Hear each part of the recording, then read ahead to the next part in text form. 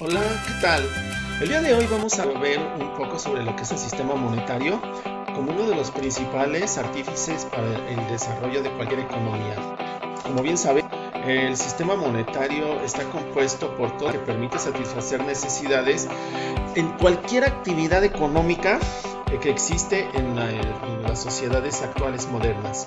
Y bueno, este a su vez pues es muy necesario y muy útil porque permite que el sector empresarial, el sector gobierno y todos los actores económicos se desarrollen y logren tener la mejor desempeño dentro de la dinámica económica y que permite crecimiento.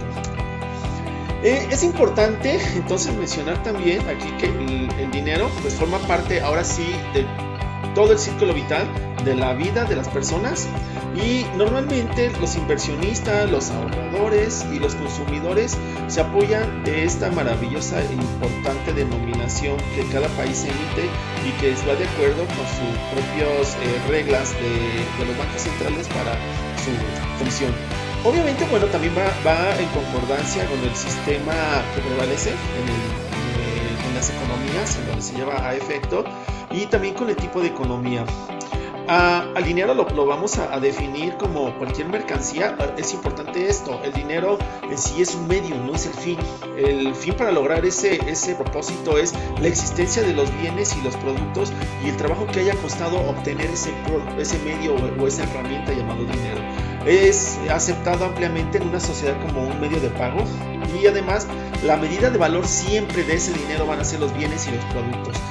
De esa manera entendemos que hay economías como la venezolana en la que puede emitir su banco central tanto dinero como sea posible o tanto dinero como materia prima haya para su manufactura, para su producción, y los venezolanos van a poder comprar solamente lo más básico de alimentación con tanta cantidad de unidades de medidas de ese dinero porque no es suficiente mercancía que lo pueda soportar. En cambio, hay economías vigorosas en una situación normal en la que el producto va a estar respaldado por una cantidad moderada o mesurada de dinero. Siempre el dinero ha sido, decía una canción, dinero maldito, que nada vale, pero siendo el principal instrumento para satisfacer necesidades en todas las sociedades en el mundo. Es importante mencionar que el dinero además permite que se pueda generar el ciclo de la circular de la renta, puesto que las empresas pues requieren del trabajo de la mano de obra de los empleados para que ellos a su vez puedan a cambio de una remuneración económica poder surtir, manufacturar y producir a ese mercado de bienes y servicios. Bueno, en este caso que se llamaría el mercado de factores. Por la otra parte, el mercado de bienes y servicios pues se va a valer de las empresas, que a su vez se valdrá de los consumidores y así sucesivamente. Entonces es un ciclo que se está renovando constantemente. Es importante mencionar que el dinero tiene un cierto ciclo de vida, el dinero también se desgasta, entonces los organismos centrales, en este caso el Banco Central de cualquier país, está constantemente monitoreando para saber cuáles son las piezas que tienen que ser sustituidas, más nunca en una situación común, en una situación normal, fabricar o producir más billete de lo que necesita nuestra economía. El Banco Central Mexicano, el Banco de México, en una visita que hicimos el año pasado a la fábrica de dinero, nos decía el subdirector de emisión monetaria del Banco Central que todos los días se imprime alrededor de 6 millones de piezas que son sustituidas y que salen a la economía. Al año son más de 5 mil millones de piezas de todas las denominaciones, pero solamente para ser sustituidas por aquel que ya no tiene un uso, o sea, aquellos que ya se deterioraron, aquellos billetes que ya fueron destruidos por sus mismos tenedores, o aquel dinero que ya no se ve, que a través de los años pues empezó a perder la capacidad de poder ser intercambiable porque ya no se puede ver la emisión. Además genera dudas en los consumidores y en los que ofertan bienes y servicios. El dinero está constituido por papel moneda, está constituido por billetes también, y también el dinero está constituido por depósitos a la vista. A esto se le llama M1. M1 es aquí denominación de dinero que la persona, el consumidor tiene y que puede disponer de él en el momento y puede comprar bienes y servicios. En cambio, por ejemplo, M2 es aquel dinero que es depósito de cuentas a inversiones a menores a 2 años y que solamente es hasta la fecha de vencimiento de la inversión o mediante la rescisión del contrato de inversión se puede disponer de él. Entonces se convertiría en M1. M2, por lo tanto, es el dinero que no se puede gastar de momento en la economía, pero que sí genera un rendimiento para el ahorrador que lo tiene allí. ¿Qué no es entonces M2? Es el dinero que está en cuenta bancaria, pero que puede sacar el consumidor para hacer una compra. Ese sería en este caso M1. Y se dice que M1 es el componente, es más del 70% del componente de todo el dinero que hay en nuestra economía. Hay otras clasificaciones de dinero, M3 por ejemplo. En este caso se utiliza para aquellas inversiones a través de bonos y otros instrumentos que no necesariamente es dinero que se va a mantener en una cuenta de inversiones para obtener un rendimiento, sino en este caso es dinero que se sirve para poder producir más productos y para obtener ganancias de largo plazo. Obviamente, bueno, también hay una tasa de ganancia de ese dinero y se llama tasa de interés, que es el valor del dinero cuando este se convierte en una mercancía. Por lo tanto, bueno, el dinero siempre va a ser necesario e importante. El dinero también en nuestro país determina la inflación, por ejemplo, determina los ciclos económicos. El dinero además está valorado ya dependiendo de qué país se trate, por el patrón oro, por el patrón plata o, como en la mayoría de las economías, por las monedas más fuertes o más representativas, las que más circulan. En nuestro caso y en América Latina pues es el dólar, la moneda que respalda nuestra moneda. Quiere decir que si en nuestro país en este momento hay 25 veces más dinero circulando que dólares en reservas internacionales y dólares en circulación, entonces significa que la paridad cambiaria es 25/1. Si hay 17 veces más dinero circulando nacional que dólares, entonces decimos que la paridad cambiaria es 17/1. Eso en parte ha sido una de las causas de que nuestro peso mexicano se devaluara 25/1 en las últimas semanas, debido a que los ingresos petroleros ya no llegaron a nuestro país. Las remesas empezaron también a escasear debido a que la economía en todo el mundo se está deprimiendo por el efecto del coronavirus.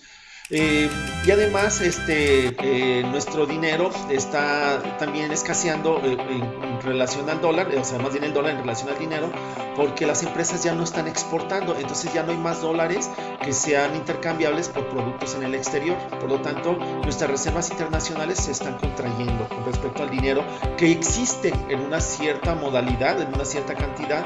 Es decir, el Banco Central no ha incrementado la oferta monetaria, al contrario, la trata de contraer, pero finalmente los esos por dólares están disminuyendo. ¿En qué sentido? Que los importadores pues necesitan dólares para comprar productos del exterior, para poder surtirlo para sus negocios. Estoy hablando en una situación normal. Coronavirus ha traído cambios muy importantes en teorías económicas, cosas nunca antes vistas, situaciones que francamente me parecen muy inéditas, históricas. El hecho que la mayoría de los gobiernos en el mundo están ordenando a sus bancos centrales que emitan más papel dinero, que emitan así, que echen a andar sus máquinas, y que era contrario en las políticas económicas neoliberales, en las políticas económicas de principios de siglo, era imposible de que ocurriese. Bueno, ahora lo están haciendo los gobiernos. El gobierno, por ejemplo, de Emmanuel Macron ordenó una emisión de 500 mil millones de euros para sacar adelante a la economía deprimida de Francia. Pedro Sánchez, España, por ejemplo, hablamos de 200 mil millones de euros para sus ciudadanos, y aún así es insuficiente porque España también está atravesando por una situación económica antes del coronavirus.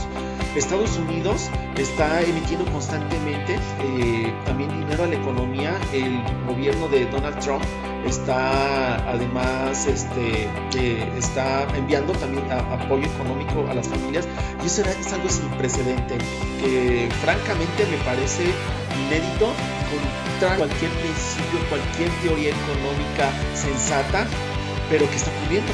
Se está ocurriendo porque las familias se mueren de hambre. Muchos países están contrayendo deuda, por lo tanto están impidiendo que las reservas internacionales de sus países escaseen a través de la contratación de crédito, de líneas de crédito, para poder mantener las economías en una especie como de barco en medio de la tormenta a flote, pero ya sin motores y sin vela, totalmente a la deriva. ¿Qué está haciendo México? En este momento México está totalmente por Banco Central Mexicano, por las políticas que se tienen en este momento en nuestro país, está tratando de no incurrir en deuda pública. Está apostando más bien a que las empresas continúen abasteciendo el sistema económico, ¿no? Sacando dinero debajo de las piedras, muy dolorosa, muy poco solidaria de parte del gobierno de Andrés Manuel López Obrador, pero creo que al final del camino eso es lo menos regresivo para el país en el largo plazo. En el corto plazo pues representa la pérdida de muchísimas fuentes de empleo. Entonces, bueno, estamos viviendo situaciones inéditas, situaciones de las cuales no podemos tener hasta este momento un diagnóstico ni siquiera de mediano plazo. No sabemos cómo vayamos a terminar como economía. El sistema implementado por López Obrador es contrario a lo que estamos en el mundo, pero también sabemos, por la teoría económica, también sabemos que el echar a andar las máquinas de hacer dinero en una economía que está deprimida puede ayudar, por una parte. No podemos hablar de inflación porque no hay dinero en este caso, o sea, el mercado está contraído, pero sí podemos hablar de otro tipo de riesgos como endeudamientos, que difícilmente van a salir adelante economías durante más de una década. A final de cuentas, pues vivimos una situación de prueba, eso es lo que ocurre. El problema también muchas veces con la emisión monetaria es que muchos bancos centrales dependen de los gobiernos y no son autónomos. México, desde el periodo de Carlos Salinas de Gortari, pugnó por la autonomía de nuestro Banco Central, y por lo tanto las decisiones que se toman desde nuestro Banco Central son totalmente autónomas y al margen de cualquier decisión del gobierno. Sí, nuestro gobierno puede ser consultado y el grupo puede sugerir, pero no necesariamente el Banco Central tiene que acatar las órdenes del gobierno. Esa es una gran fortaleza de nuestro Banco Central. Nos encontramos al día de hoy, 20 de abril, que el gobierno de Banco Central Mexicano, o sea, el gobierno de Banxico, emitió una caída de las tasas de interés al 6%.